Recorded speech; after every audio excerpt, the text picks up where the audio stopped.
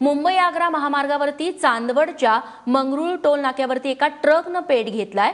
ट्रकनं घेतलेला हा पेट अत्यंत भीषण आहे, ज्याची दृश्य तुम्ही आता टीव्ही स्क्रीनवरती बघत आहात। आणि अधिक माहिती जाणून घेऊयात अजय सोनावणे यांच्याकडून। अजय, नेमकी कधीची आहे ही घटना आणि वाहतुकीची स्थिती काय आहे? रेश्मा, साधारण एक अर्ध्या पाऊण तासापूर्वीची घटना आहे। हा जो ट्रक होता हा नाशिकहून धुळ्याकडे निघालेला होता आणि हा जेव्हा टोल नाक्याजवळ आला तेव्हा त्याच्या वायरिंग मध्ये तांत्रिक बिघाड झालेली होती आणि त्याच वेळेला या गाडीचा टायर फुटला आणि गाडीला आग लागली।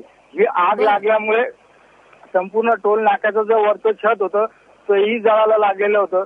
तातडीने मनमाड, पिंपळगाव, ओझर आणि सोमा टोल कंपनी मालेगाव या ठिकाणच्या अग्निशामक दलाच्या गाड्या आल्या, त्यांनी ही आग विझवलेली आहे। आता वाहतूक जी आहे ती एका लेन मार्गे सुरू झालेली आहे, परंतु आग विझवत लागलेली असल्यामुळे त्यावेळेला वाहतुकीची कोंडी तिथे त्यावेळेला झालेली होती।